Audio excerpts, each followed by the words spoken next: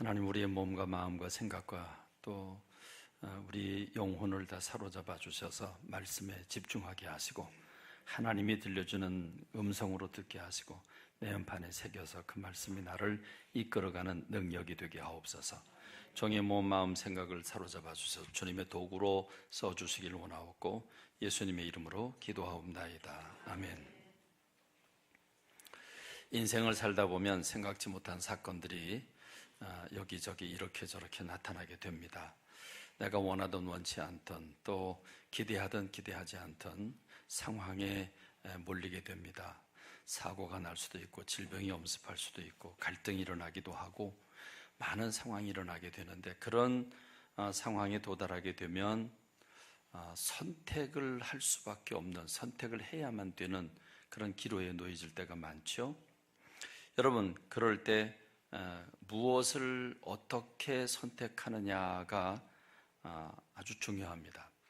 그것은 인생의 성공과 실패를 가져다 주고 또 행복과 불행을 결정짓는 원인이 되기 때문입니다. 우리는 그 예를 다윗이라고 하는 사람을 통해서 들어올 수 있죠. 다윗은 사울 왕의 시기와 질투 그리고 그 견제로 지칠 대로 지쳐 있습니다. 도망다니는 것도 한 번, 두 번이지 1년, 2년, 3년, 4년 이게 계속되면 지치게 됩니다. 강원도만한 조그만한 땅덩어리에 숨을 데가 어디 있겠습니까?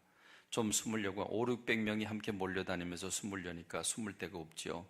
조금 드러나면 바로 사울왕에게 보고가 되고 그럼 사울왕은 즉각적으로 쫓아다니니까 이잡듯이 뒤지니까 살 수가 없습니다. 광야든 숲이든 숨으려고 하면 더 이상 숨을 데가 없습니다. 그러다 보니까 다윗은 고민하게 됐습니다. 내가 이러다 언젠가는 저 사울 왕의 손에 죽지라는 생각을 합니다. 내가 어떻게 하면 살아날 길이 있을까? 그래서 그는 고민하다가 결정을 내립니다. 이스라엘의 적국으로 망명하면 되겠구나. 그래서 블레셋으로 망명을 갑니다. 600여 명을 데리고 가는데 특별히 그 아기스라고 하는 왕의 절대 신뢰를 받게 됩니다. 환영을 받고 신뢰를 받게 되죠. 그래서 이제 살았나 보다 생각을 하죠. 사울 왕은 적국 블레셋으로 망명을 했다고 하는 소식을 듣고는 이제 쫓던 일을 멈추게 됩니다. 모든 문제가 다 해결된 것처럼 보여집니다. 그러나 문제는 그때부터 생기게 됐습니다. 사면 초가에 빠지게 되죠. 왜냐하면 블레셋 왕이 이스라엘과의 전쟁을 준비하고 있었기 때문입니다. 하나님의 선택받은 선민들로 구성된 이스라엘, 하나님의 사랑받는 이런 이스라엘, 그 이스라엘을 말할 수 없이 사랑하는 그 다윗이 잠시 목숨을 보존하고자 적국 블레셋으로 갔는데 아기스 왕은 이스라엘과의 큰 대전을 준비하고 있습니다. 그러면서 한 가지 제안을 합니다. 내가 어차피 이스라엘을 버리고 왔는데 네가 앞장서서 싸워주면 내가 너를 군대 장관으로 삼아주겠다 하고 이렇게 제안을 합니다. 자, 여기서 이 다윗은 사면초가에 빠졌죠. 자기가 사랑하는 나라 이스라엘을 어떻게 쳐들어갑니까? 앞장서서 싸웁니까? 그럴 수가 없죠. 그러니 안 싸우겠다고 뒤로 물러서면 그러면 아기스 왕을 또 실망하게 하는 거니까 그것도 역시 목숨을 부지하기가 어려워집니다. 자, 일단 대답은 했는데 참 이거 이러지도 못하고 저러지도 못합니다. 그런데 다행히도 신하들이 들고 일어납니다. 사울은 천천히고 다윗은 만만이라고 노래가 나올 정도로 저 유명한 용사인데 저 사람이 앞장서 싸우다가 뒤돌아서서 우리를 공격하면 우리는 어떻게 되는 거냐? 절대로 안 된다. 이렇게 들고 일어나서 왕이 다윗을 부르죠. 야, 나는 너를 신뢰하는데 저 신하들이 널 그렇게 싫어한다. 그럼 어쩌겠냐? 넌 내가 준 그 성읍 시글락이라고 하는 성읍으로 돌아가서 좀 쉬고 있어라. 이렇게 얘기를 합니다. 그래서 위기를 모면하고 돌아서서 시글락이라고 하는 성으로 돌아오게 되는데 먼 발치에서 보니까 자기가 살고 있는 성이 불타고 있습니다. 불이 나게 가보니까 아말렉 사람들이 와서 자기네들이 살고 있는 성을 쑥대밭을 만들어 놨습니다. 성은 다 불타고 있고, 그리고 부인과 아이들은 다 포로로 끌려간 상태였습니다. 모든 재산을 다 탈취해 갔습니다. 여러분, 이렇게 되니까 여러분 지금 다윗에게 모인 사람들은 어떻게 보면 오합지졸이죠. 사회의 불만을 가지고 있는 사람들, 불량배 등등 여러 사람들이 모여서 지금 600명이 구성이 됐는데, 그들 부인과 자녀들이 다 지금 남의 나라의 포로로 끌려갔으니 여러분 어떻게 되겠습니까? 난리가 났죠. 리더십은 땅바닥에 떨어지고, 그리고 도를 들어서 다윗을 치려고 하는 이런 험상궂은 분위기가 오게 된 겁니다. 자기는 좀 살자고, 안전하게 살자고 블레셋이라고 하는 나라에 들어갔지만, 오히려 그의 상황은 정반대로 전혀 뜻하지 않은 사면초가에 빠지게 되고, 그리고 자기 성은, 살던 성은 불타버리고, 모든 재산은 다 탈취당하고, 부인과 아이들은 포로로 끌려가 버리고 말았습니다. 여러분, 이 다윗이라고 하는 사람의 상황이 왜 이렇게까지 몰아가게 됐을까요? 선택을 잘못했기 때문입니다. 왜 그렇게 선택을 했습니까? 그는 고민을 하다가 결국 내가 이러다가는 저 사울 왕의 손에 언젠가는 잡혀 죽지. 그래, 살 길이 뭘까? 길은 하나밖에 없어. 어쩔 수 없어. 길은 하나밖에 없어. 그래서 선택한 것이 블레셋이었습니다.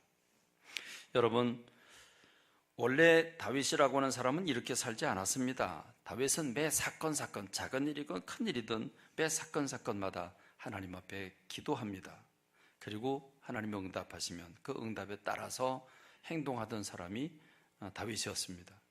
기도하고 응답받고 행동하니까 그는 여러분 모든 만사가 안전하고 승리할 수밖에 없죠.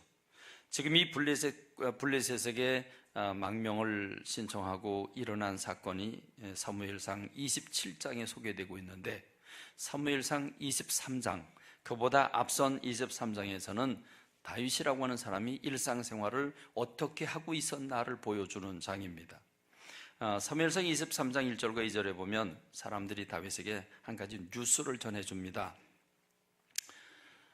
보소서, 블레셋 사람이 그일라라고 하는 그 성을 공격을 해서 타작마당을 탈취하더이다. 농사진 걸 다 뺏어갔다는 얘기죠. 자, 이 얘기를 들려줍니다. 그러니까 여러분, 같은 동포가 지금 그일라라고 하는 성이 블레셋 사람들에 의해서 이렇게 쑥대밭이 됐다는 얘기를 듣고 가만히 있을 수가 없죠. 그래서 쳐들어가서 뺏어주고 싶은 겁니다. 그래서 하나님께 묻습니다. 이에 다윗이 여호와께 묻자와 이르되, 하나님께 여쭙니다. 내가 블레셋 사람들을 갈까요? 그랬더니 하나님께서 가서 블레셋 사람들을 치고 그일라를 구원해라 라고 하는 응답이 떨어집니다. 여러분, 그럼 가면 되겠죠? 하나님의 응답이 떨어졌으니까 가면 되겠죠? 돼요? 안 돼요? 네, 되겠죠? 네. 그런데 다윗 주변에 모인 600명의 사람들이 아우성입니다. 불만들입니다. 아니, 정신이 있습니까? 없습니까? 지금 우리는 도망자로서 지금 사울 왕 손에 언제 잡혀 죽일지 모르는데, 그런데 우리 목숨도 부지하기 힘든데 저 그일라 성이 공격을 당했다고 우리가 블레셋 대군을 치러 간다고요? 600명을 데리고? 말도 안 됩니다. 말이 돼야 안 돼요? 말이 돼야 안 돼요? 말이 되잖아요. 그렇죠? 지금 이 사람들 말이 되잖아요. 그렇죠? 말이 돼요. 그러니까 다윗이 그 말을 듣고 보니까, 응답을 받긴 했는데 그 말을 듣고 보니까 일리가 있어요. 그거 어떻게 했을까요? 다윗이 하나님 앞에 또 기도합니다. 그래서 다윗이 여호와께 다시 묻자온데 하나님께서 대답을 하십니다. 일어나 그일라로 내려가라. 내가 블레셋 사람들을 내 손에 넘기리라 그럽니다. 그럼 두 번씩이나 똑같은 제목을 가지고 응답을 받았으니까 주저할 필요가 없겠죠? 갑니다. 가서 싸워서 이깁니다. 여러분, 그래서 이제 그일라라고 하는 성에서 살게 됩니다. 자, 여기 1차적인 얘기예요. 자, 근데 그 다음에 그일라라고 하는 성에 다윗이 들어갔다. 이 뉴스가 사울 왕에게 들어갑니다. 그러니까 뉴스가 잘 됐다. 그 조그만 성인데 그 조그만 성에 뺑 돌려 포위를 하게 되면 이제 다윗 너는 내 손에 죽었어. 이렇게 되는 거죠. 그래서 공격을 하려고 그럽니다. 이 뉴스를 또 듣게 됐습니다. 중간에 전달해 주는 사람이 많은가 봐요. 이쪽 저쪽. 알게 됐습니다. 그걸 알게 되니까 다윗이 하나님 앞에 기도합니다. 그 기도하는 내용이 사무엘상 23장 10절 11절에 나와 있는데 기도를 이렇게 드리죠. 주님, 사울이라고 하는 왕이 정말 이 그일라라고 하는 성으로 공격하러 올 겁니까? 하나님 아시지 않습니까? 그가 올까요? 묻습니다. 원하건대 주의 종에게 알려주옵소서. 그러니까 하나님이 그가 내려오리라 그럽니다. 분명히 사울 왕이 오는 거죠. 오는데 그러면 그 다음에 이제 고민이에요. 그러면 이 그일라 사람들이 나를 잡아서 사울 왕에게 갖다 바칠까요? 여러분, 그래서 하나님께 또 묻습니다. 그랬더니 하나님이 뭐라고 그러십니까? 그들이 너를 넘기리라 그럽니다. 여러분, 지금 그일라라고 하는 성은 블레셋에서 공격을 받고 어려운 공경에 처했는데 다윗이 나서서 지금 쳐들어가서 다 회복시켜 줬잖아요. 그럼 의리가 있지요. 그럼 아마 일반적인 생각을 하면 이렇게 생각할 겁니다. 에이, 아니야 그럴 리가 없어. 내가 저들을 구원해 줬는데, 목숨 걸고 싸워서 저들을 구원해 줬는데 저들이 날 배반해? 아이, 그럴 일은 없어. 이건 누구의 생각입니까? 이건 내 생각이지, 그렇죠? 내 생각이에요. 그런데 하나님 앞에 기도하니까 그들이 너를 넘겨줄 거다. 왜? 자기네 살아야 되니까. 그래서 자, 이쯤 되면 뭐 해야 됩니까? 다음에 뭐 해야 됩니까? 36개가 최고죠. 그래서 도망갑니다. 그래서 600명 가량을 데리고 다윗이 도망을 갑니다.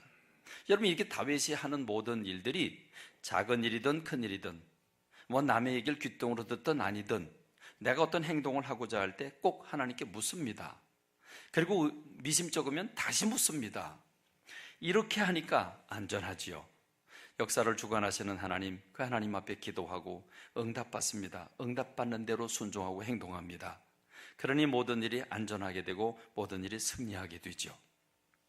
그래서 평소에 다윗이라고 하는 사람의 삶을 결론적으로 이렇게 설명해 줍니다. 사무엘상 23장 14절에 보니까 다윗이 광야의 요새에도 있었고 광야에도 다니고 십광야 산골에도 머물고 산에도 가고 숲에도 가고 광야도 가고 여기저기 다니는데 나라가 조그마니까 사울이 매일 찾되 어디로 도망가든지 찾는 겁니다.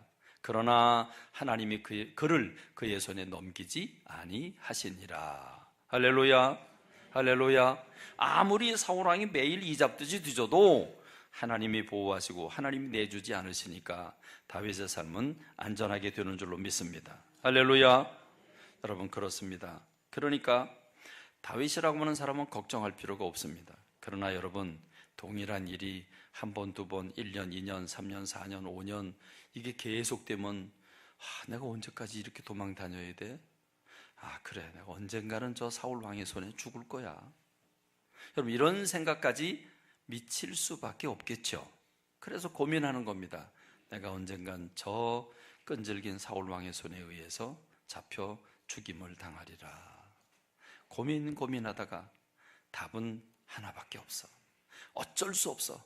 이 상황에 이길 사람은 아무도 없어. 어쩔 수 없어. 방법은 하나밖에 없어. 블레셋으로 가는 거야. 왜요? 블레셋으로 가면 그건 적국이고 큰 나라고, 그러다 보니까 사울 왕이 거기까지는 쫓아올 수가 없지요. 그러니까 내가 가장 안전한 길은 그것밖에 없어 생각을 합니다. 그리고 블레셋으로 가게 되는 겁니다. 여러분이 가게 되는 과정을 사무엘상 27장 1절과 2절에서는 이렇게 말씀하고 있습니다. 다윗이 그 마음에 생각하기를 내가 후일에는 사울의 손에 붙잡히리니, 우리말로 바꾸면 언젠가는 내가 붙잡혀 죽임을 당하리라. 그러니까 블레셋 사람의 땅으로 피하여 들어가는 것이 상책이다. 사울이 이스라엘 온 영토 내에서 다시 나를 찾다가 단념하리니 내가 그의 손에서 벗어나리라. 그리고 블레셋으로 들어가게 된 겁니다. 자, 여러분, 여기서 우리가 한 가지 원리를 발견하죠. 지금까지 다윗이 하던 행동과는 많이 달라졌습니다. 어떻게 달라졌습니까? 뭘 하지 않았습니까? 기도하지 않았습니다. 늘 기도했는데 기도하지 않았습니다. 왜요? 우리가 고난이 겹치면 하나님의 사랑과 보호와 인도하심을 믿고 있음에도 불구하고 자꾸 마음이 약해져서 고민하게 됩니다. 그래서 많은 성도들이 제가 좀 더 고민하고 결정할게요. 저는 그러면요 금방 손 행가래질을 합니다. 아니라고 고민하지 말고 뭐 하라고요? 기도하라고요.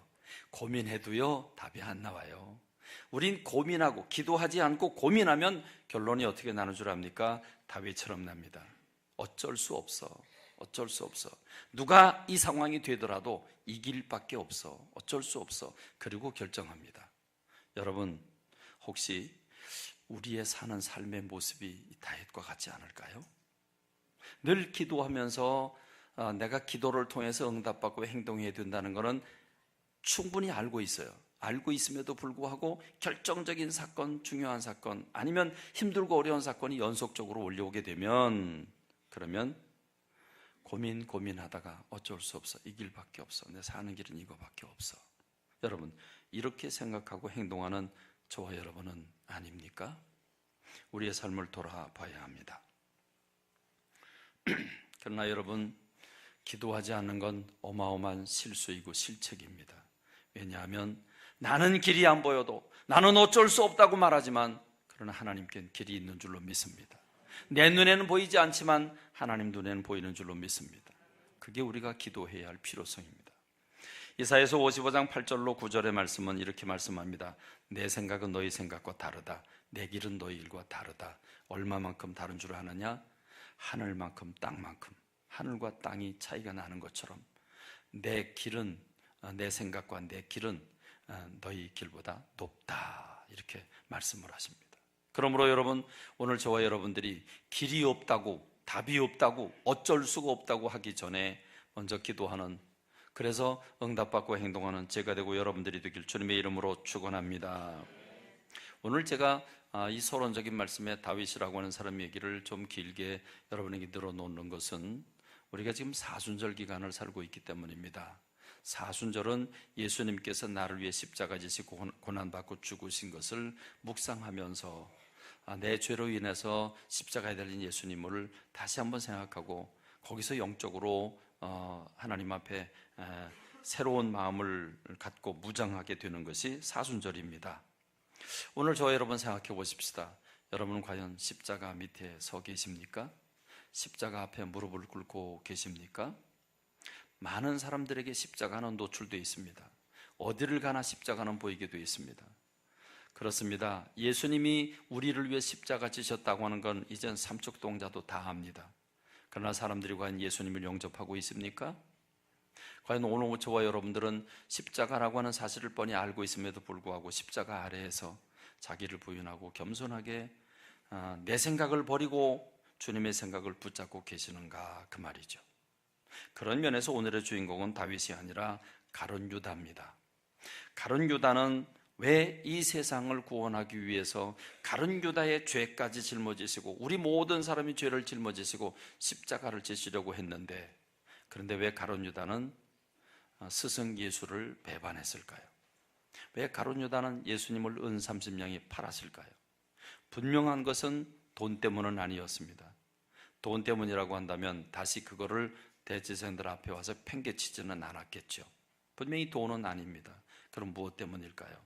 지금까지 알려진 신학적인 평가로는 그렇습니다.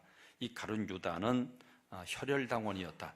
혈혈당원이라고 하는 것은 피로 맹세한, 마치 우리나라가 일제 36년 압제를 받고 있을 때 독립운동을 하는 분들이 있죠. 나라를 되찾기 위해서 혈서까지 써가면서 맹약을 하고 내 한 몸 다 드리겠습니다. 나라의 독립을 위해서 내 한 몸 드리겠다고 이렇게 선언하고 온몸을 던진 독립운동가들이 참 많습니다. 그러니까 로마의 압제를 받고 있는 이스라엘을 해방시키기 위해서 혁명을 일으키는데 정말 피를 불사하면서 하나님 앞에 피를 불사하면서 이스라엘이 독립을 하고 해방을 얻게 하겠다고 몸부림친 사람이 가룟 유다라는 것입니다.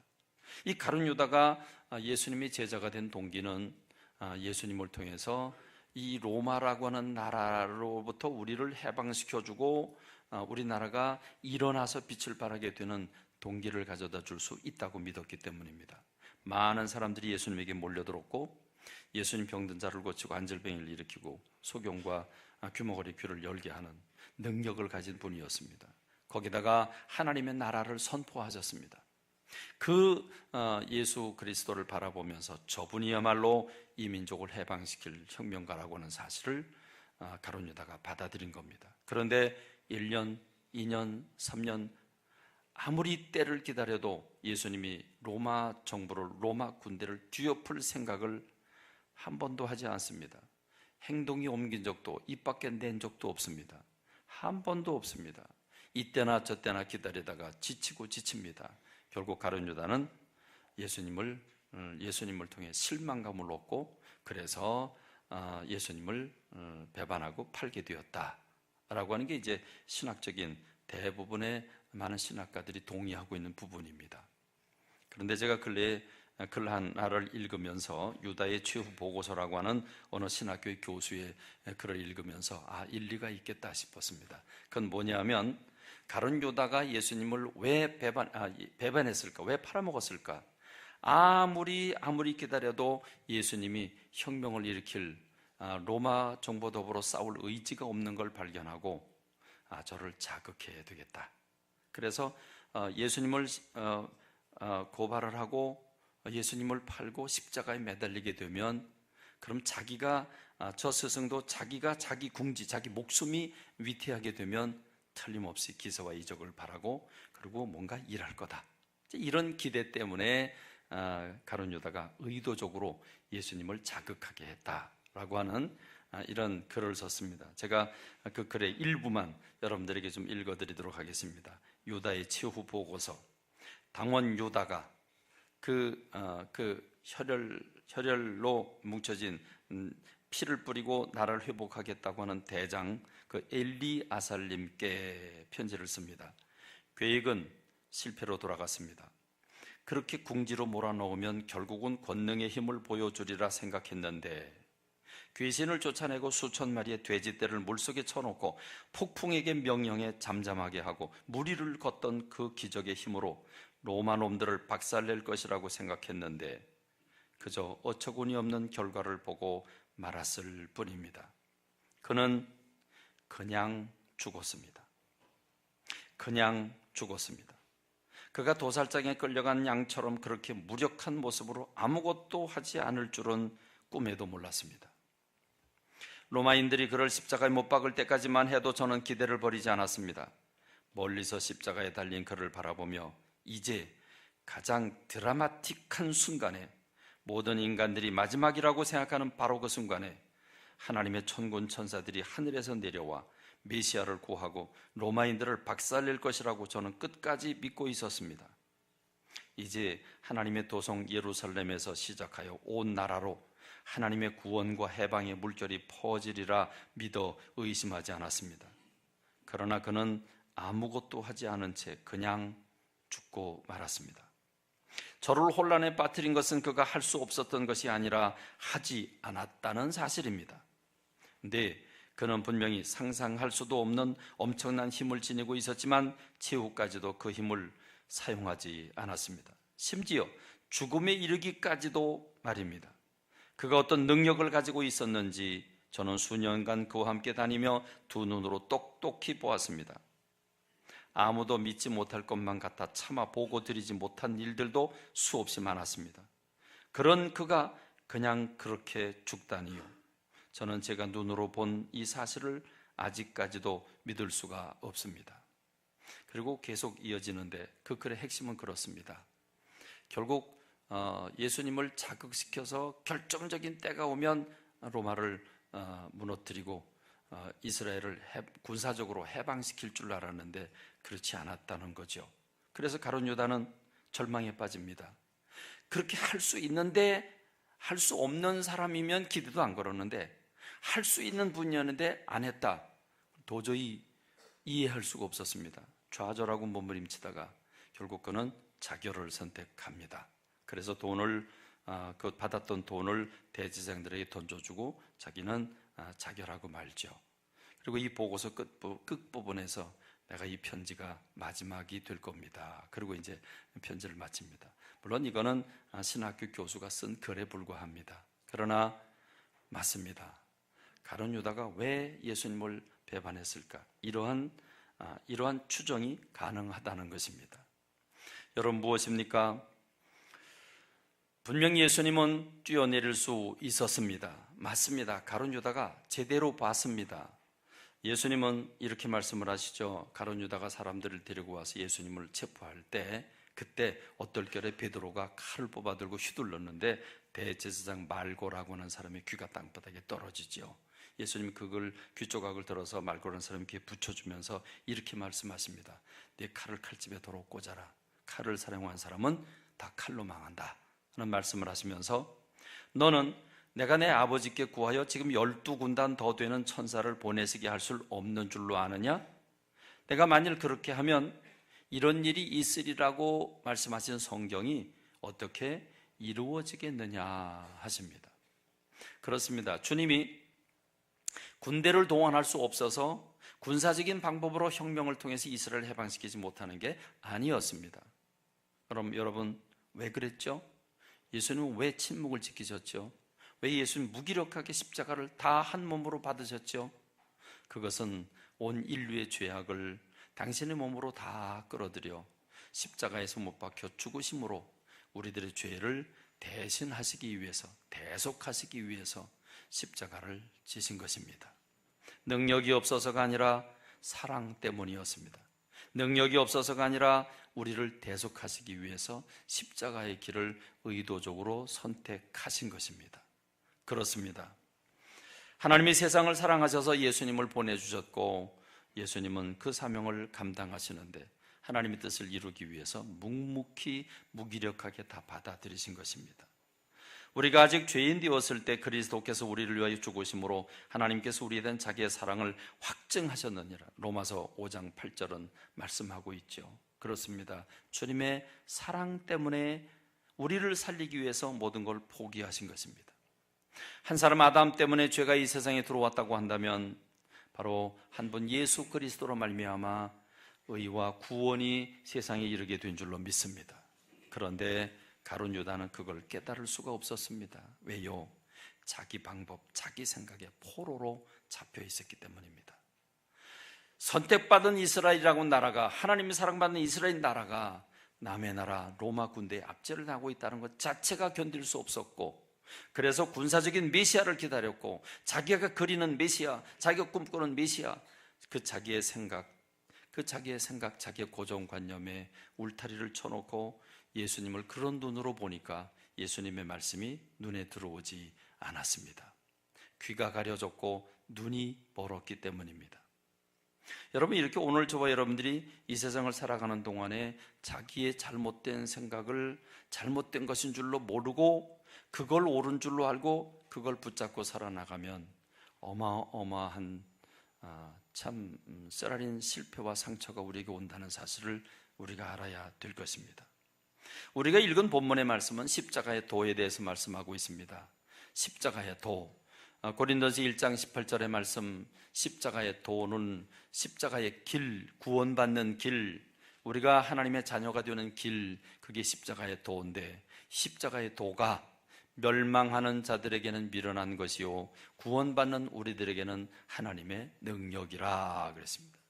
십자가는 동일한 십자가인데, 십자가는 하나의 십자가고 동일한 십자가인데, 보는 이에 따라서 그 십자가는 미련하게 보일 수도 있고 그 십자가는 하나님의 능력일 수도 있다는 것입니다. 하나님의 손이 짧아서가 아니라 하나님의 십자가는 분명히 한 군데에 있는데 그걸 바라보는 사람이 어떤 생각으로, 어떤 자세로 어떻게 받아들이냐에 따라서 어떤 사람에게는 미련한 것이지만 어떤 사람에게는 구원을 얻게 하는 하나님의 능력이 되는 줄로 믿습니다. 여러분, 이 어떤 사람, 미련하게 보는 어떤 사람 누굽니까? 유대인과 헬라인을 예로 들고 있죠. 유대인은 과거로부터 모세로부터 수많은 기적들 속에 살아왔습니다. 선지자들과 많은 사람들이 이스라엘 백성들을 위해서 기사와 이적을 일으켰습니다. 그 기사와 이적을 경험하면서 이스라엘은 메시아가 이 땅에 와서 이 이스라엘을 회복시켜 주는데 어떤 방법으로 회복시켜 줄 거냐? 기적적인 방법으로. 그래서 로마 군대를 때려 눕히고 우리를 해방시켜 줄 거라고 하는 그런 생각들이 그들을 사로잡고 있습니다. 그런데 예수님 분명히 메시아인 줄 알았는데 저가 어떻게 죽습니까? 십자가에서 맥없이 죽습니다. 전혀 기적이 일어나지 않습니다. 그러니까 유대인들이 바라볼 때 저 십자가는 수치스러운 거죠. 부끄러운 거죠. 저건 실패작인 거죠. 저 십자가는 강도지다가 붙들려서 못 박히는 게 그게 십자가인데 그 십자가에 못 박혔으니 그건 부끄러운 십자가입니다. 한편 헬라 사람들 소크라테스 또는 플라톤, 아리스토텔레스 이런 사람들 그 지혜와 철학의 대가가 모인 그 헬라, 그 그리스 사람들은 지혜를 가장 소중한 걸로 여기고 있는데 그들의 눈으로 보면 세상을 구원하겠다고 오신 예수님이 저렇게 미련스럽게 매를 맞고 고문을 당하고 그리고 마침내 저 처절한 십자가에 달려서 죽어야 우리를 구원할 수 있다? 여러분 이게 얼마나 미련하게 보입니까? 그렇습니다. 지고의 이성을 자랑하는 그리스 사람들이 볼 때 예수님의 십자가는 미련한 것이었습니다. 여러분 그렇습니다. 동일한 십자가를 놓고 어떤 사람에겐 미련한 것이고 어떤 사람에겐 구원을 얻게 하나님의 능력이 됩니다. 이 어떤 사람의 기준은 무엇입니까? 그 마음이 가난한 사람들에게는 저 십자가는 나를 위한 십자가이고 마음이 강하고 마음이 부유한 사람, 다시 말하면 많이 알고 있어서 교만한 사람, 내게 옳다고 생각하는 사람에게는 미련하거나 수치스러운 십자가로 들린다는 것입니다. 그래서 여러분 오늘 본문 말씀에서 예수님이 이렇게 얘기를 합니다. 하나님의 지혜에 있어서는 이 세상이 자기의 지혜로 하나님을 알지 못함으로 하나님께서 전도의 미련한 방법으로 믿는 자들을 구원하시기를 기뻐하셨다. 여러분 우리가 전도하다 보면 꼭 이렇게 미련하게 전도를 해야 되나? 그렇죠? 미련하게 전도를 해야 되나 하는 생각을 할 때가 많습니다. 일방적이고 그래서 이런 방법으로는 전도가 안 된다 우리가 이렇게 말을 합니다. 근데 이 말씀 무엇입니까? 우리가 전도해보면 압니다. 여러분 우리가 전도해보면 참 이상한 현상을 발견하죠. 여러분 강팍한 사람은요 아무리 좋은 예화를 가지고 하고 좋은 대화를 나눠도요 아예 듣지 않습니다. 문 안 열어주고요 또 길거리에서 만나도요 아예 들을 생각 안 하고요 그리고 소금 뿌립니다. 그리고 욕지거리 합니다. 여러분 우리가 전도를 해도 강팍한 사람들, 자기께 탁 뺏겨 있는 사람들, 이런 사람들에게 예수님 전하는 사람들은 미친놈들입니다. 아예 들을 생각 안 합니다. 친구도 그렇습니다. 내가 정말 좋아하는 친구라 예수님 믿고 복 받았으면 좋겠는데, 구원 받았으면 좋겠는데, 그래 친구에게 전도를 하려고 하면 야, 너 나한테 이런 얘기 하려고 그러면 나하고 절교야. 그런 얘기는 하지 마. 여러분 그러지 않아요? 강팍한 사람들, 교만한 사람들 아예 들으려고 안 해요. 네가 내 친구인데 네가 나한테 그렇게 애절하게 얘기하는데 이유가 있을 것 같아. 그래 네가 한번 얘기를 해봐. 네가 믿고 있는 도리가 뭐냐? 그 얘기를 해봐. 쭉 듣고 난 다음에 야 내가 들어보니까 넌 지금 잘못됐어. 너 지금 잘못된 이론에 사로잡혀 있어. 그거 아닌 것 같아. 그럼 이해가 가요. 그렇죠? 안 받아들여도 이해가 가요. 그런데 여러분 아예 듣지도 않고 들으려고 하지도 않고 그러고는 거절해버리고 마는 건 무엇입니까? 강팍한 겁니다. 그건 교만한 겁니다. 자기가 가지고 있는 생각에 고정관념의 포로가 돼서 그래서 아예 받을 생각 자체가 없는 겁니다. 듣지도 않고 거절하는 겁니다. 그러나 여러분 우리가 복음을 전하지만 복음을 전하다 보면 그래도 혹간 마음이 겸손한 사람들이 있습니다. 그냥 억지로라도 듣습니다. 듣다가 보면 마음이 동해지죠. 그래서 친구가 전도를 하고 또는 모르는 사람 전도하고 그럴 때도 누가 받아들입니까? 겸손한 사람, 마음이 가난한 사람. 그래서 그걸 겸손하게 들으려고 하는 사람, 그래도 들어주는 사람, 여러분 이런 사람들이 예수님을 영접하게 돼 있는 겁니다. 그래서 하나님이 이 세상의 지혜로는 하나님을 알 수가 없기 때문에 전도에 미련한 방법을 동원하셨다. 그럼 결과가 무엇입니까? 마음을 열고 겸손하고 자기를 부인하면서 마음을 열고 받아들인 겸손한 사람은 구원에 이르겠지만 자기 걸 정해놓고 자기 생각에 사로잡힌 사람들은 절대로 구원받을 수 없다라고 하는 사실을 말씀하고 있는 줄로 믿습니다. 여러분, 이 예를 우리가 바리새인을 통해서 들 수 있죠. 여러분, 바리새인들은 나름 하나님을 잘 믿는다고 자부해왔던 사람들입니다. 여러분, 그들이 예수님이 나타나서 예수님 천국 복음을 전하는데 그 예수님이 기사와 이적을 행하는데 자기는 단 한 사람도 고치지 못하면서 예수님이 38년 된 병자를 고칩니다. 마른 손 마른 사람, 이 뒤틀린 사람을 고쳐주십니다. 그럼 여러분, 이래야 되지 않을까요? 성전 미문에 앉았던 사람 고쳐주면, 안절뱅이를 고쳐주면, 그럼 너 38년 동안 참 고생 많이 했는데 허리도 못 펴고 살았는데 야, 너 저분 만나서 참 잘됐다. 잘됐다. 고맙다. 그래 놓고 하긴 좋은데, 이건 좋은데 왜 안식일날 했냐? 평일날 하지. 그럼 말이 돼요. 그렇죠? 그럼 말이 돼요. 그런데 여러분, 아예 38년 된 병자 고쳐준 것에 대해서는 한마디도 안 꺼내고 왜 안식일날 했어? 이렇게 되는 거거든요. 그러니까 여러분, 바리새인들은요, 자기 걸 딱 정해놓고 유전과 전통에 딱 사로잡아 놓고 그리고 예수님을 그 잣대에 대고 비판하고 판단하고 정죄하는 것밖에 보이는 게 없었습니다. 그러니까 결국은 예수님은 십자가에 못 박아 버리는 거죠. 그래서 예수님은 그 바리새인들을 향해서 이렇게 얘기를 하시죠. 복을 전하기 위해서 오신 예수님이 이렇게 말씀을 하십니다. 화 있을진저 외식하는 서기관들과 바리새인들이여, 회칠한 무덤 같으니 겉으로는 아름답게 보이지만 안에는 죽은 사람들의 뼈와 모든 더러운 것이 가득하도다. 이와 같이 너희도 겉으로는 사람들에게 옳게 보이되 안으로는 외식과 불법이 가득하도다 그랬습니다. 혹시 여러분, 우리가 이런 마음밭은 아닙니까? 오늘 우리가 이런 사람은 아닙니까? 유독 자기 생각에 사로잡히고 유독 자기 고집이 세고 남의 말 안 들으려고 하고 대화가 안 되는 사람들이 있습니다. 혹시 그런 게 내가 아닙니까? 여러분, 우리가 돌이켜 봐야 합니다. 바리새인은 저 산꼭대기에 모여 사는 게 아닙니다. 우리가 바리새인이 될 수 있다는 사실을 기억해야 합니다. 이들은 어떻게 기도합니까? 기도도 다릅니다. 그들은 이렇게 기도를 합니다. 바리새인은 서서 따로 기도하여 이르되, 하나님, 나는 다른 사람들 곧 토색 불의 간음하는 자들과 같지 아니하고 이 세리와도 같지 아니함을 감사합니다. 나는 일주일에 2번씩 금식하고 또 소득의 11조를 드립니다. 여러분, 다른 사람과 비교하면서 우월의식에 사로잡혀 있고 자기 걸 드러내고 자랑해야만 되는 사람, 답이 보이죠? 여러분, 혹시 조금이라도 흉내냈습니까? 오늘 내려놓도록 하십시다. 그러면 세리는 어떻게 기도합니까? 세리는 멀리 서서 감히 눈을 들어 하늘을 쳐다보지도 못하고 다만 가슴을 치면서 하나님이여 불쌍히 여기소서, 나는 죄인으로소이다. 여러분, 십자가 앞에 이런 자세로 서야 합니다. 비신자든 신자든 이런 자세로 서야 합니다. 그럴 때 희망이 있습니다. 여러분, 베드로가 평생 고기 잡는 데 일생을 다 던졌습니다. 평생 고기 잡는 데 생애를 던졌습니다. 도사입니다. 고기 잡는 도사가 밤새도록 고기를 잡았는데 한 마리도 못 잡았습니다. 그리고 그물을 정리하고 있습니다.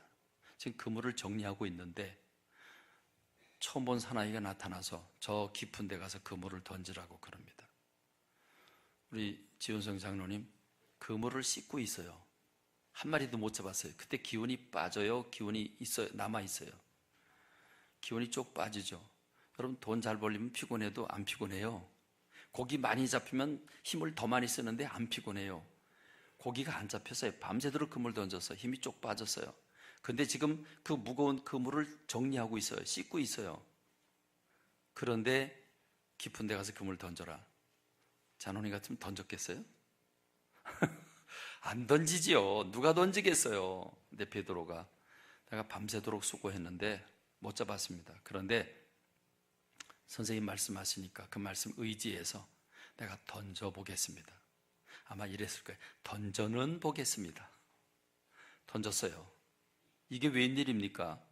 자기 그물로 자기 배를 다 채울 수가 없어요. 그래서 요한의 배를 불러서 두 배의 그물 가득, 그 배에 가득하게 채우는데 물에 잠길 것 같아요.